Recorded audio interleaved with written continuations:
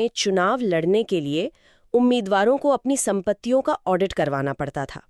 मतलब कोई आधुनिक संविधान नहीं था, कोई चुनाव आयोग नहीं, फिर भी आज से ज्यादा सख्त नियम थे। हाँ, और अगर कोई अपने रिश्तेदारों की संपत्ति का हिसाब नहीं दे पाता तो उसे चुनाव लड़ने के अयोग्य मान लिया जाता था। बिल्कुल, कोई ईवीएम नहीं, कोई डिजिटल ट्रैकिंग नहीं, फिर भी एक ऐसा पारदर्शी सिस्टम जो आज के कॉरपोरेट गवर्नेंस को भी आईना दिखा दे। ये सुनना किसी आधुनिक राजनीतिक सुधार का प्रस्ताव लगता है ना? है ना? लेकिन असल में ये 10वीं सदी के भारत की जमीनी सच्चाई थी।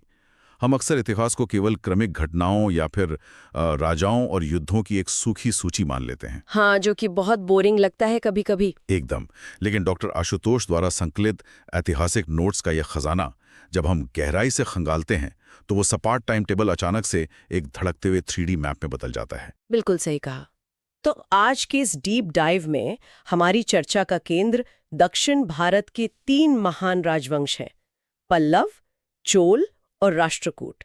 और डॉक्टर आशुतोष के नोट्स के आधार पर हमारा मिशन ये समझना है कि इन साम्राज्यों ने केवल सीमाएं नहीं खींची, बल्कि वास्तुकला के ऐसे प्रतिमान स्थापित किए जो गुरुत्वाकर्षण को चुनौती देते हैं। और सिर्फ वास्तुकला ही नहीं, उन्होंने समंदर पार करके अपना दबदबा बनाया, शासन की ऐसी प्रणालियां बनाई जो आज भी हमें हैरान कर देती हैं। एकदम, क्योंकि इतिहास सिर्फ तारीखों का पुलिंदा नहीं है, ये उन लोगों की कहानी है जिन्होंने पहाड़ों को तराश कर मंदिर बनाए और समंदर पर राज किया।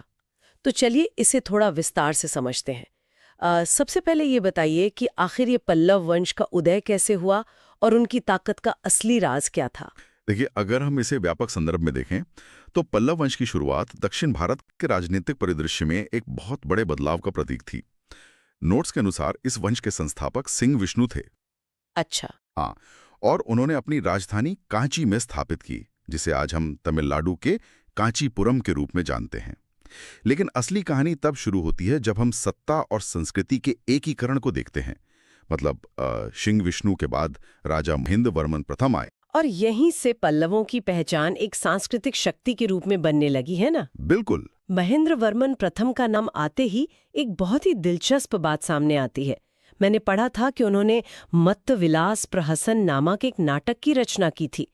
मतलब सोचिए, एक राजा जो न केवल तलवार चला रहा है बल्कि उच्च कोटि का साहित्य भी रच रहा है। हाँ, ये एक बहुत ही दुर्लभ संयोजन है। और उनके व्यक्तिगत जीवन का सफर भी कम रोचक नहीं है।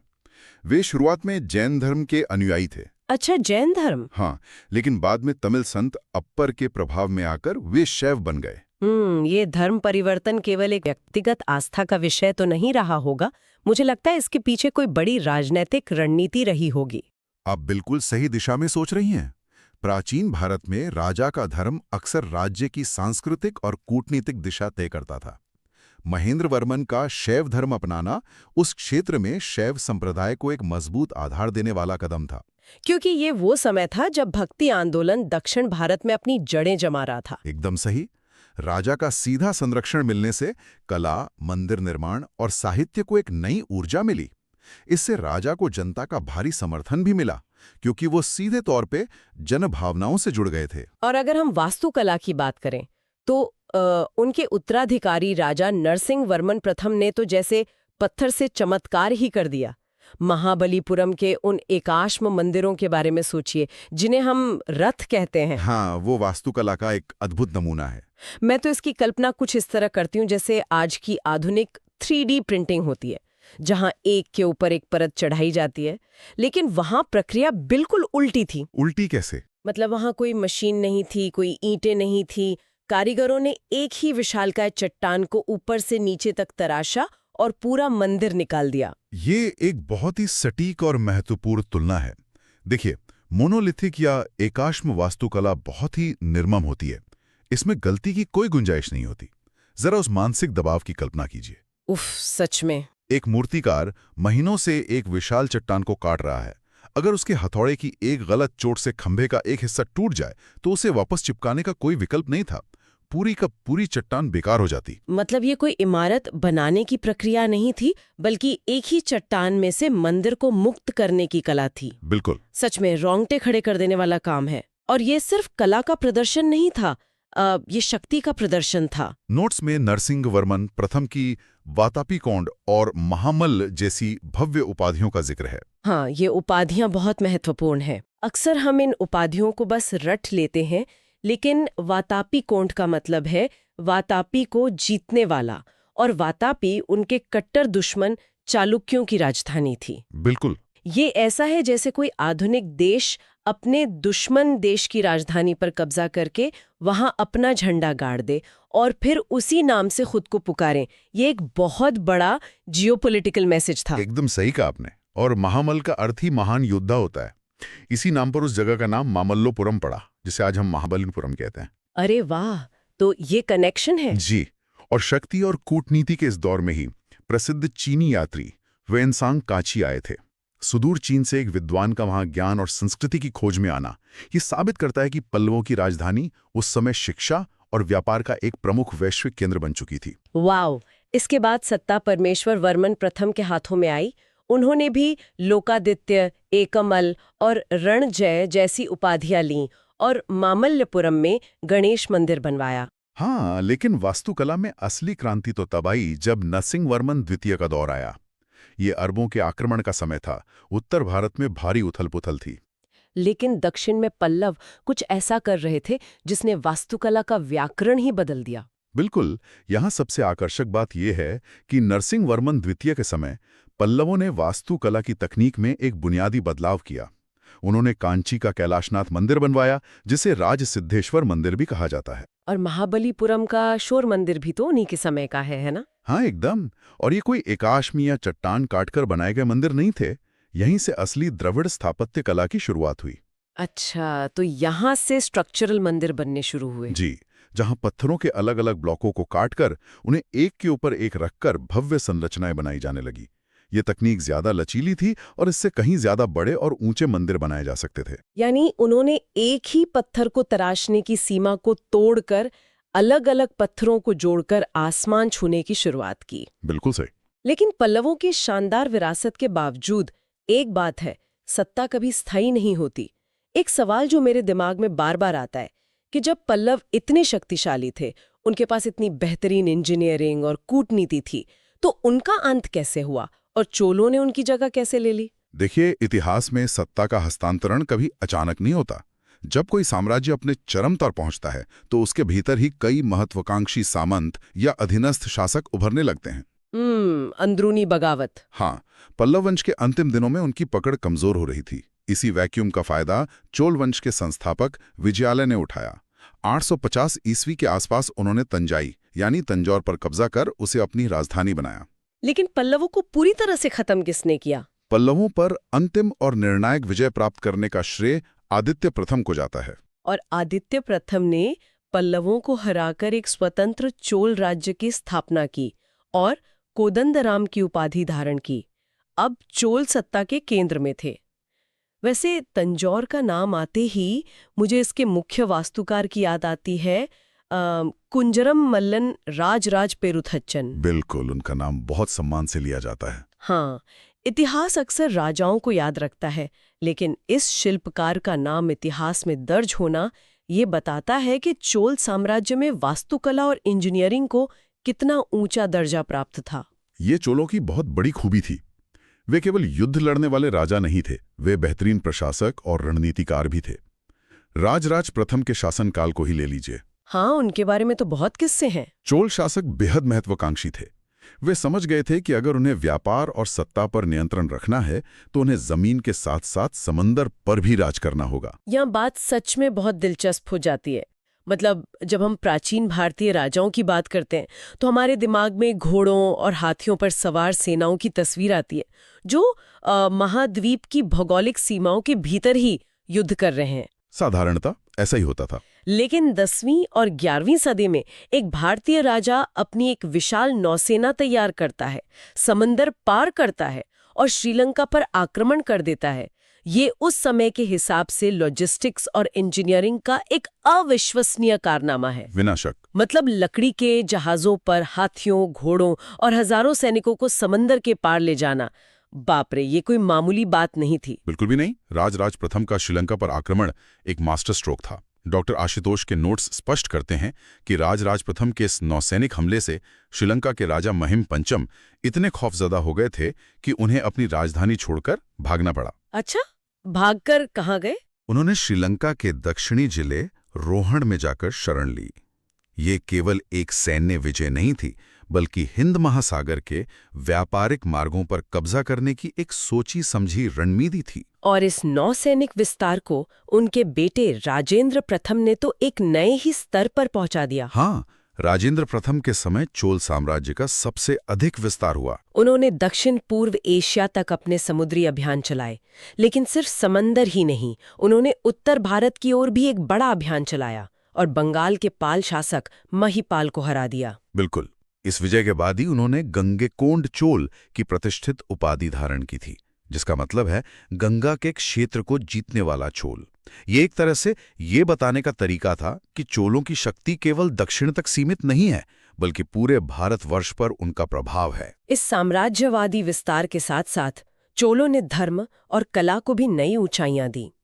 राजराज प्रथम कट्टर शैव थे और उन्होंने तंजौर में राजराजेश्वर का प्रसिद्ध शिव मंदिर बनवाया। हाँ, बृहदेश्वर मंदिर जी।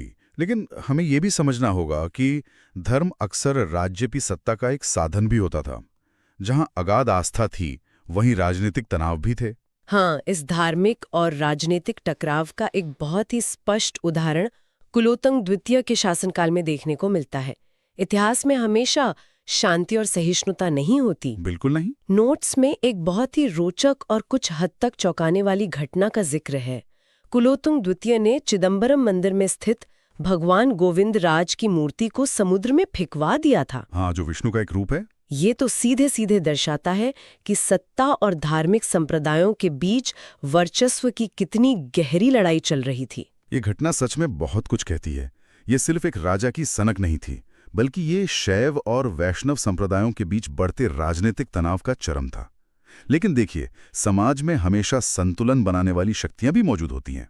वो कैसे? बाद में महान वैष्णवाचार्य रामानुजाचार्य ने उस मूर्ति का समुद्र से पुनरुद्धार किया और उसे तिरुपति के मंदिर में प्राण प्रतिष्ठित किया। ये इस बात का प्रतीक है कि राजा का आदेश अंतिम नहीं होता। समाज और उसकी आस्थाएं अक्सर राजनीति से ज्यादा लंबी उम्र रखती हैं। बिल्कुल, और ये वही दौर था जब दक्षिण भारत में भक्ति आंदोलन अपने पूरे उफान पर था। विष्णु के उपासकों को अलवार और शिव के उपासकों को नयनार संत कहा जाता था। हाँ, इन संतों ने धर्म को महलों और कर्मकांडों से निकालकर सीधे आम जनता की भावनाओं से जोड़ दिया। और अगर हम कला की बात करें तो प्रसिद्ध कला समीक्षक पर्सी ब्राउन ने तंजौर के बृहदेश्वर मंदिर के विमान को भारतीय वास्तुकला का निकष या मास्टरपीस माना है। विमान यानी गर्भगृह के ऊपर का विशाल टावर। जी, और चोलकालीन नटराज प्रतिमा की तो बात ही क्या है। ये चोल कला का सांस्कृतिक निचोड़ है। धातु में उकेरा गया ब्रह्मांडीय नृत्य। व्यापार के लिए उनका 10वीं सदी का कावेरीपट्टनम बंदरगाह उस समय का अंतर्राष्ट्रीय हब हुआ करता था। लेकिन इन सब शानदार उपलब्धियों को देखकर मेरे दिमाग में एक बहुत ही व्यावहारिक सवाल आता है। क्या? इतने विशाल साम्राज्य को, जो समुद्र पार तक फैला था, जहां इतने भव्य मंदिर बन रहे थे और इतना बड़ा व्यापार चल रहा था, उसे रोजमर्रा के स्तर पर चलाया कैसे जाता था? मतलब एक राजा तंजौर में बैठकर श्रीलंका या बंगाल के किसी गांव का प्रशासन नहीं चला सकता। तो इस सब का असल मतलब क्या है? बिना किसी बेहतरीन सिस्टम के ऐसा साम्राज्य कुछ ही सालों में अपने ही भार से ढह जाता। यहीं पर चोल साम्राज्य का सबसे बड़ा रहस्य खुलता है, उनका स्थानीय स्वशासन या लोकल सेल्फ गवर्नमेंट। चोलों ने सत्ता को मुट्ठी में भींचकर नहीं रखा, बल्कि उसे गांव के स्तर तक बांट दिया। यानी सत्ता का विकेंद्रीकरण कर दिया। बिल्कुल, प्रशासन की ये प्रणाली उनकी सबसे बड़ी ताकत थी। नोट्स के अनुसार उन्होंने समाज को मुख्य रूप से 3 समितियों में बांटा था। पहली थी उर, जो सर्वसाधारण या आम लोगों की समिति थी। इसका काम क्या था? इसका काम था सार्वजनिक कल्याण के लिए, जैसे तालाब या बगीचे बनाने के लिए, गांव की भूमि का अधिग्रहण करना। अच्छा। और दूसरी समिति थी सभा या महासभा, जो मुख्य रूप से अग्रहारों और ब्राह्मण बस्तियों की सभा हुआ करती थी। हाँ। अग्रहार यानी वो जमीन या गांव जो ब्राह्मणों को दान में दिए जाते थे और जो अक्सर टैक्स फ्री होते थे। इस सभा के सदस्यों को पेरुमक्कल कहा जाता था।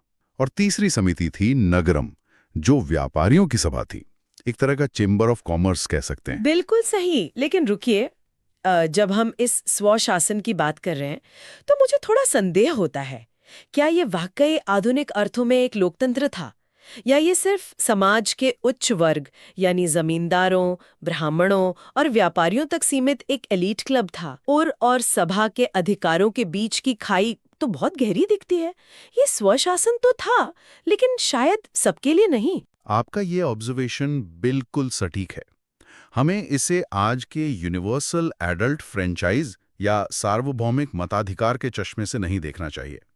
चोल प्रशासन लोकतांत्रिक नहीं था, बल्कि वो गहराई से विकेंद्रीकृत था। मतलब सत्ता बटी हुई थी, पर कुछ ही हाथों में। हाँ, फैसले स्थानीय स्तर पर होते थे, लेकिन वो फैसले अक्सर समाज का प्रभावशाली वर्ग ही लेता था। लेकिन इस प्रणाली की जो सबसे चौंकाने वाली बात है, वो है प्रशासन में जवाबदेही। जवाबदेही? हाँ, और इसका सबसे बड़ा सबूत है उत्तर मेरूर अभिलेख। ओहो, वो अभिलेख। जी, ये कोई आम पत्थर का टुकड़ा नहीं है। ये सभा की सदस्यता के लिए बने सख्त नियमों का एक लिखित संविधान है। इससे एक बहुत महत्वपूर्ण सवाल खड़ा होता है कि क्या हमारे आधुनिक प्रशासन को भी इन प्राचीन नियमों से कुछ सीखना चाहिए? वो नियम सच में दिमाग हिला देने वाले हैं। चलिए उन्हें एक एक करके डिकोड करते हैं। पहला नियम था कि चुनाव लड़ने वाले के पास ऐसी भूमि होनी चाहिए जहां से भू राजस्व या टैक्स वसूला जाता हो। मतलब जो व्यक्ति खुद सिस्टम में अपना योगदान नहीं दे रहा, वो सिस्टम का हिस्सा नहीं बन सकता। बिल्कुल। और दूसरा नियम था कि उसका अपना घर होना चाहिए। तीसरा नियम उम्र का था, 35 से 70 साल के बीच। यानी आपको परिपक्व होना चाहिए, लेकिन इतना भी वृद्ध नहीं कि आप सक्रिय रूप से काम ना कर सकें। हाँ, और चौथा नियम शिक्षा से जुड़ा था। वेदों का ज्ञान होना अनिवार्य था, जो उस समय बौद्धिक क्षमता का पैमाना माना जाता था। पांचवा नियम कहता है कि उम्मीदवार के पास प्रशासनिक जानकारी होनी चाहिए और उसे ईमानदार होना चाहिए। लेकिन असली मास्टर स्ट्रोक अगले दो नियम है। बिल्कुल। छठा नियम है टर्म लिमिट। अगर कोई व्यक्ति पिछले 3 सालों में किसी अन्य समिति का सदस्य रहा है तो वो दोबारा चुनाव नहीं लड़ सकता। ये 1000 साल पहले ये सुनिश्चित करने का तरीका था कि कोई एक व्यक्ति या परिवार कुर्सी पर कब्जा करके ना बैठ जाए। और सातवां नियम तो आज के दौर में भी एक बहुत बड़ी चुनौती है। हाँ, वो ऑडिट वाला नियम। जी, ये नियम स्पष्ट रूप से कहता है कि जिस व्यक्ति ने अपने और अपने संबंधियों के खातों को यानी अकाउंट्स को समिति के सामने जमा नहीं किया है, वो चुनाव लड़ ही नहीं सकता। बाप रे! अगर आप पब्लिक ऑफिस में आना चाहते हैं, तो आपकी और आपके परिवार की संपत्ति का पूरा ऑडिट होना जरूरी है। ये तो किसी बहुत ही सख्त आधुनिक कॉर्पोरेट बोर्ड इलेक्शन या हाई एंड हाउसिंग सोसाइटी के नियमों से भी ज्यादा कड़ा है। 1000 साल पहले एक सिस्टम ये कह रहा था कि सत्ता में आने से पहले अपनी पारदर्शिता साबित करो। ये अद्भुत है। बिल्कुल अद्भुत है। लेकिन सत्ता और भव्यता की ये कहानी सिर्फ पल्लवों और चोलों तक सीमित नहीं है। अगर हम दक्षिण के अंतिम बड़े साम्राज्य राष्ट्रकूट वंश की ओर देखें तो वहां भी वास्तुकला और सत्ता का यही मेल दिखाई देता है। सही कहा। नोट्स बताते हैं कि दंती दुर्ग ने 752 ईस्वी में इस वंश की स्थापना की थी। शुरुआत में ये कर्नाटक के चालुक्य राजाओं के अधीन थे, लेकिन बाद में इन्होंने अपनी स्वतंत्र सत्ता स्थापित की और मालखेट के पास मान्यखेट को अपनी राजधानी बनाया। राष्ट्रकूटों के इतिहास में अगर कोई एक चीज सबसे ज्यादा चमकती है, तो वो है कृष्ण प्रथम द्वारा बनवाया गया एलोरा का कैलाश मंदिर। उफ, वो मंदिर! पल्लवों ने एक आश्म रथ बनाए थे, लेकिन राष्ट्रकूटों ने इस कला को चरम पर पहुंचा दिया। एलोरा का कैलाश मंदिर तो इंजीनियरिंग का सबसे बड़ा अजूबा है। मतलब पूरी की पूरी एक पहाड़ी को ऊपर से नीचे की ओर तराशकर एक 3 मंजिला विशालकाय शिव मंदिर बना देना। ये कोई साधारण बात नहीं थी। जरा सोचिए, इसके लिए किस स्तर की फंडिंग, कैसे इंजीनियर और कितने हजारों कारीगरों की जरूरत पड़ी होगी। एक राजा के पास ऐसा क्या आर्थिक मॉडल था कि वो एक पहाड़ को अंदर से खोखला करके मंदिर बनाने का आदेश दे सके। न केवल कला का प्रेम नहीं था, ये पूरी दुनिया के सामने ये चिल्लाकर कहने का तरीका था कि हमारे पास अथाह धन, अटूट सत्ता और बेहतरीन तकनीक है। एकदम सही। और राष्ट्रकूट वंश में इसके अलावा भी ध्रुव, गोविंद तृतीय, अमोघ वर्ष और कृष्ण तृतीय जैसे प्रतापी शासक हुए, जिन्होंने इस विशाल साम्राज्य की ताकत को दशकों तक कायम रखा। अगर हम इन तीनों राजवंशों पल्लव, चोल और राष्ट्रकूट को एक फ्रेम में रखकर देखें, तो ये स्पष्ट हो जाता है कि सत्ता की सर्वोच्चता को दर्शाने के लिए इन सभी ने विशाल एकाश्म या चट्टानों को काटकर बनाए गए मंदिरों का सहारा लिया। बिल्कुल। तो इस चर्चा को समेटते हुए हम ये कह सकते हैं कि डॉक्टर आशुतोष के नोट्स हमें इतिहास के उस पहलू से रूबरू कराते हैं जो महज तारीखों से बहुत परे है। हाँ, पल्लवों के पत्थर तराशने की कला से लेकर चोलों के समुद्र पार नौसैनिक विस्तार और उनके अद्भुत स्थानीय स्वशासन तक और राष्ट्रकूटों के वास्तुकला प्रेम तक, ये इंसानी महत्वाकांक्षाओं और एक सुव्यवस्थित समाज के निर्माण की कहानी है। एकदम सही निष्कर्ष निकाला आपने। तो आज के इस डीप डाइव में बस इतना ही, लेकिन जाने से पहले एक अंतिम विचार जो मैं यहाँ सुनने वालों के लिए छोड़ना चाहूंगी। बताइए। आज के दौर में हम अक्सर राजनीतिक भ्रष्टाचार, सत्ता के दुरुपयोग और चुनाव सुधारों को लेकर बहुत बहस करते हैं। इतिहास की किताबों में अक्सर युद्धों और राजाओं को याद रखा जाता है। हाँ, बिल्कुल। लेकिन चोल साम्राज्य के उत्तर मेरू अभिलेख हमें याद दिलाते हैं कि एक सफल समाज पारदर्शी स्थानीय प्रशासन से चलता है। ऐसे में ये विचार करने योग्य है कि एक ऐसा समाज जो 10वीं सदी में चुनाव लड़ने वाले उम्मीदवारों और उनके रिश्तेदारों की संपत्ति का हिसाब मांगता था, वो शासन के मामले में कितना परिपक्व रहा होगा। ये तो सोचने वाली बात है। ये सवाल जरूर उठता है कि क्या आधुनिक युग वास्तव में राजनीतिक पारदर्शिता के मामले में आगे बढ़ा है, या हम अपने ही प्राचीन इतिहास के उन सख्त मानकों से कहीं पीछे छूट गए हैं। इस विचार के साथ आज के इस बेहद जानकारीपूर्ण डीप डाइव को यहीं समाप्त करते हैं। हमारे साथ जुड़ने के लिए बहुत। राष्ट्रकूट ये भारतीय इतिहास के सबसे शक्तिशाली साम्राज्यों में से एक है। डॉक्टर आशुतोष के स्रोतों के अनुसार दंती दुर्ग ने 752 ईस्वी में इस राजवंश की स्थापना की थी। एक दिलचस्प पहलू यह है कि शुरुआत में ये कर्नाटक के चालुक्य राजाओं के अधीन थे, लेकिन धीरे धीरे उन्होंने अपनी ताकत बढ़ाई और अपनी एक स्वतंत्र सत्ता कायम की। उन्होंने मनखीर या मान्याखेट में अपनी राजधानी बसाई, जो आज के मालखेड़ या शोलापुर के पास है। बिल्कुल। और इनकी वास्तुकला की क्षमता तो बस कल्पना से परे है। कृष्ण प्रथम का शासनकाल इसका सबसे बड़ा उदाहरण है, जिन्होंने एलोरा का विश्व प्रसिद्ध कैलाश मंदिर बनवाया। वो मंदिर तो एक चमत्कार है ना?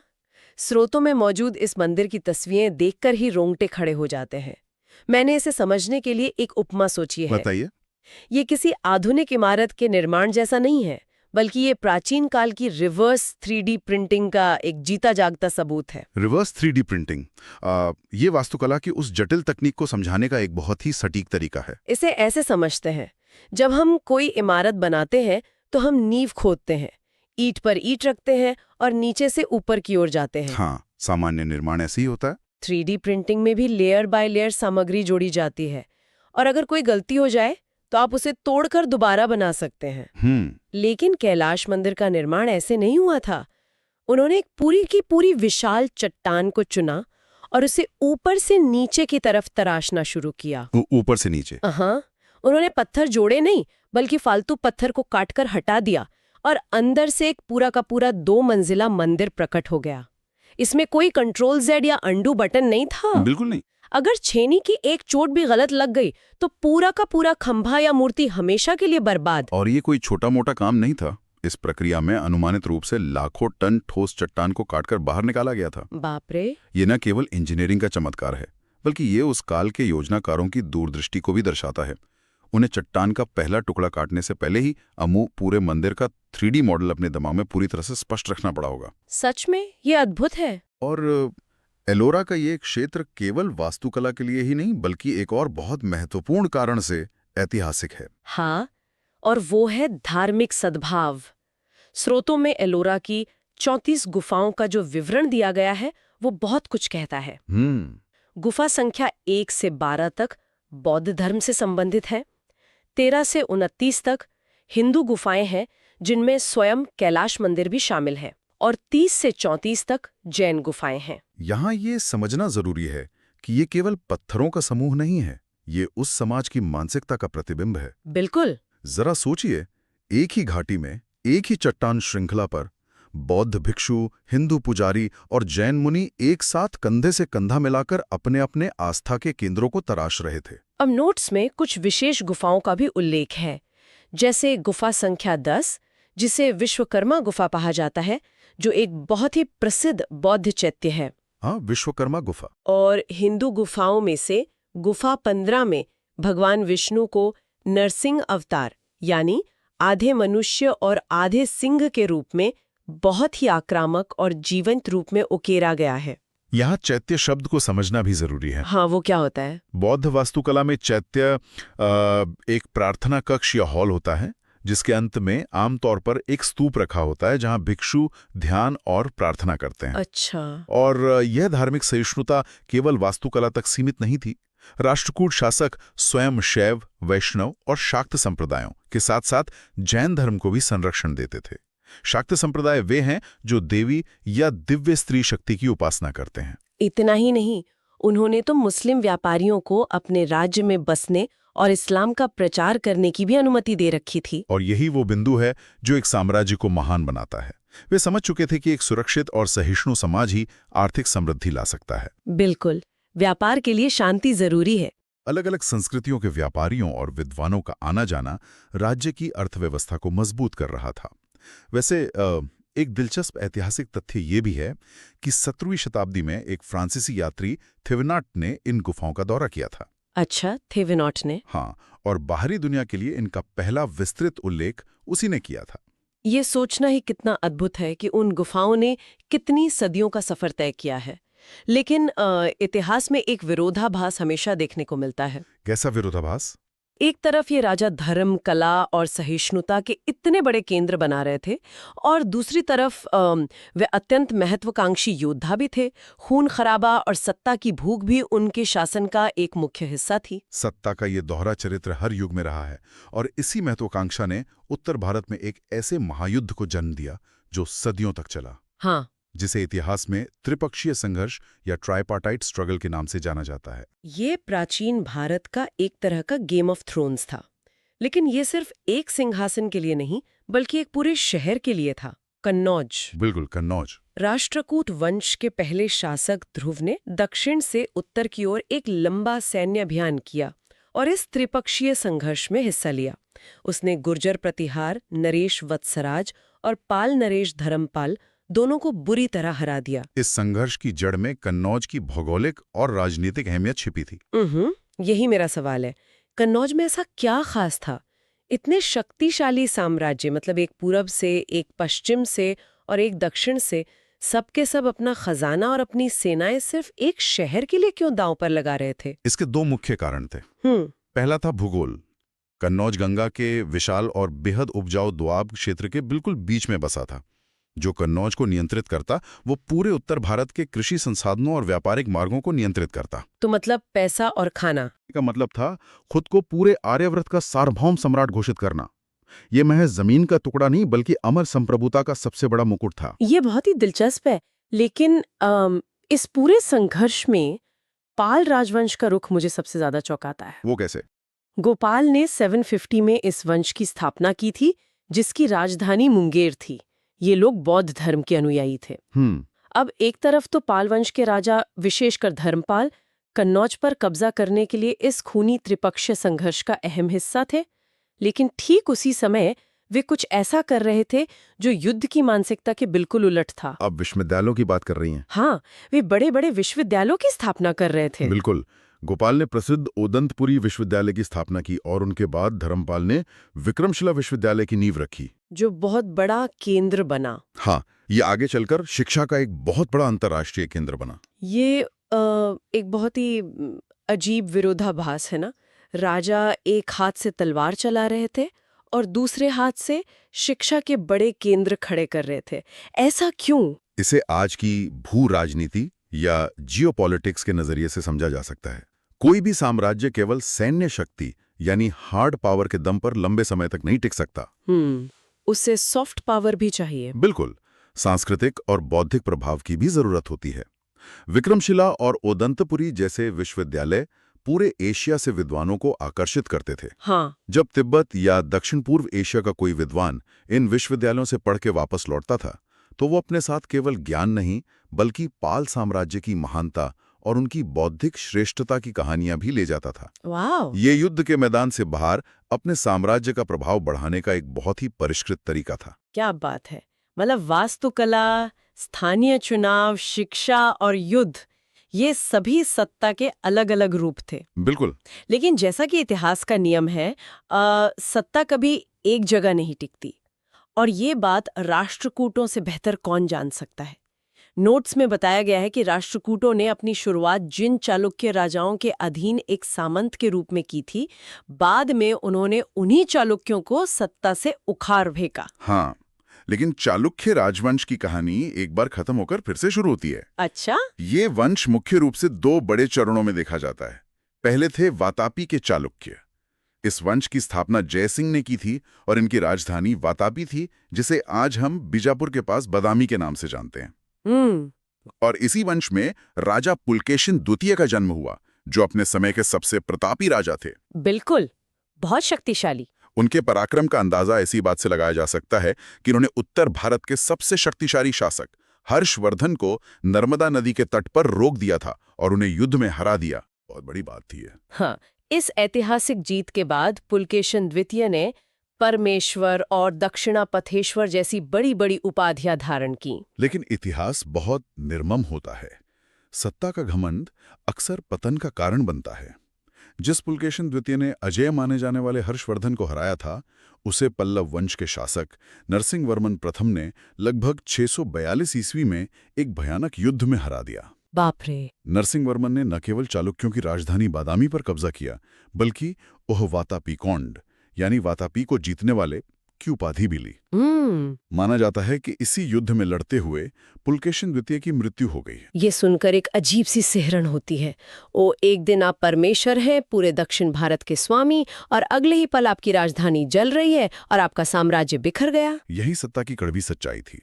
लेकिन चालुक्य पूरी तरह से इतिहास के पन्नों से गायब नहीं हुए। अच्छा, वो वापस आए? हाँ, कई सदियों बाद वो फिर से उभरे, कल्याणी के चालुक्यों के रूप में। इसकी स्थापना तैलब द्वितीय ने की थी।